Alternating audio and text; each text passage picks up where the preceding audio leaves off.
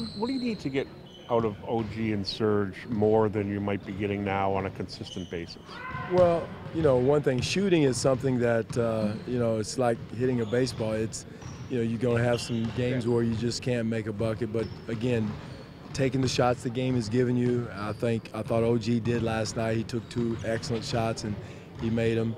One for Serge is rebounding, making sure he makes himself present in the paint and on the boards. Can do a better job with that. But again, his outside threat is a weapon for us, and we've got to make sure we utilize it. He gave us, 2 great looks, and then because of his presence in our horns action, he got Kyle a 3 last night. So the threat of his 3 is huge. But then the most important thing with Serge is rebounding and his defense, and that's what he's elite at. It's sort of come and gone this year. The rebounding for 10 games, then not 10 games. Is that just the way that people are defending him, or where he is on the floor? And it could be on the floor, and also matchups. I've looked at that, Doug, to be for sure, but that's something we're always talking about with him is his rebounding, continue to rebound, continue to attack the glass, and make himself felt in the paint. And he can do that. Serge is one of the toughest guys in the league. He's real tough. I mean, you don't want to cross him, and he's got to utilize that in the paint with his rebounding. The numbers for Serge, specifically the shooting numbers, show that he's been better this year when he's had more rest, 1 day or 2 days or whatever. Is that something that you've noticed as well, and is it just like this busy sort of stretch in the schedule? I don't know. As far as I'm leaning away from the rest aspect. I think that's one reason why we're a little out of rhythm right now is the lack of practice. We're getting too caught up in rest. I look at our numbers, and again, some of that is mental, and we can't fall into that. We'll find the right, if it's a day or whatever. But again, I promise you, Serge is going to be in the gym somewhere, working out as hard as he would probably in the game.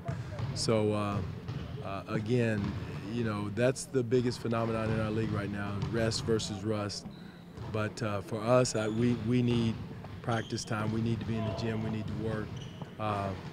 And again, we have enough bodies. If he's tired, we can cut his minutes back on the court. One of the products of shooting more 3-pointers as a team is, naturally you're going to shoot fewer free throws. It's just possessions are used differently. Are you happy at the balance you've struck? No, we're not, Eric. That was we talked about that this morning.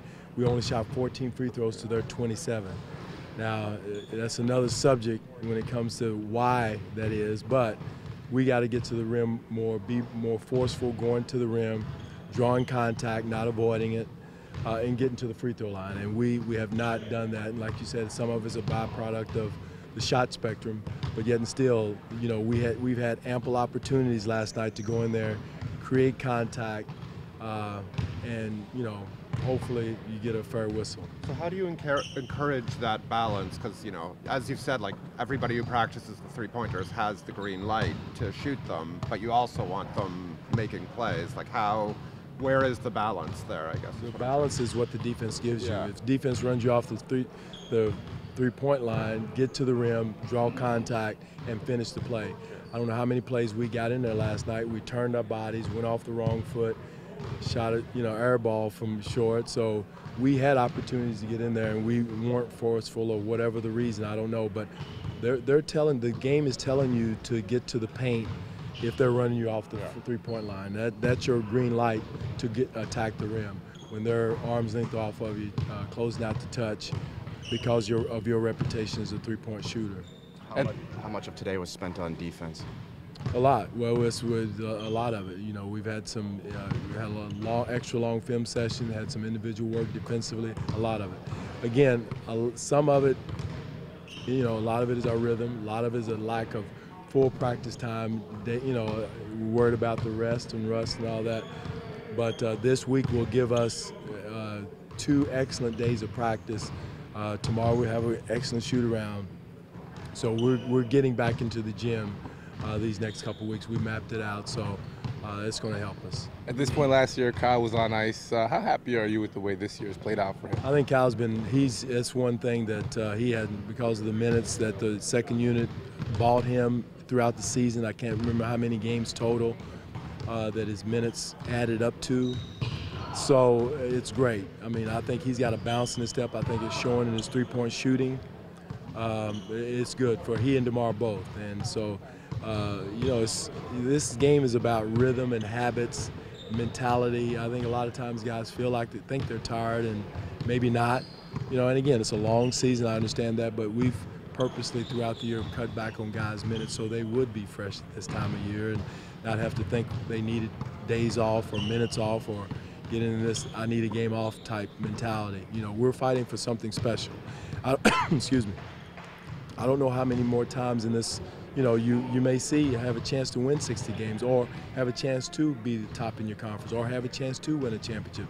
So let's seize the moment, and that's our message right now, and that's the approach that I'm taking, and hopefully they will heed to that too. And I know the older guys, they understand how hard it is to not take this for granted, to not poo-poo and say, hey, we won 50, had a chance to win 60 games. It doesn't come every day.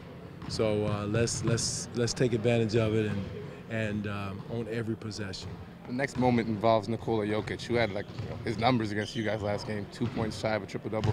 What's going to be difficult about slowing him down? His three-point shooting is a challenge. That's what we talked about this morning with our bigs. It's a different pick-and-roll coverage because of who he is and his skill set. He can space you out to the three-point line. So our bigs have to be extra special. We did not do a good job in our pick-and-roll defense yesterday, and it's a five-man job. And it's really a two-man job. And the two people in it's got to understand and communicate and talk and understand what they're doing. We did not do that yesterday. Tomorrow is almost the opposite in the fact instead of a guy rolling to the rim for dunks, you got a guy popping to the three-point line for three. So it's a different footwork, it's a different coverage, and our bigs have to be special. Or like I said, he's one of the elite five-man shooters in our league, and they've got a bunch of other guys that are shooting the ball at a high clip right now. So our closeout defense, our three-point defense has to be special tomorrow night to beat this team. And again, it's another team like ourselves that should be, we should be using this as a prelude to the playoffs. This is our first round. We should approach these games that way. And these guys are playing for their playoff lives. So you're going to get their best shot. We got Clippers' best shot last night. We're going to get Denver's best shot tomorrow night.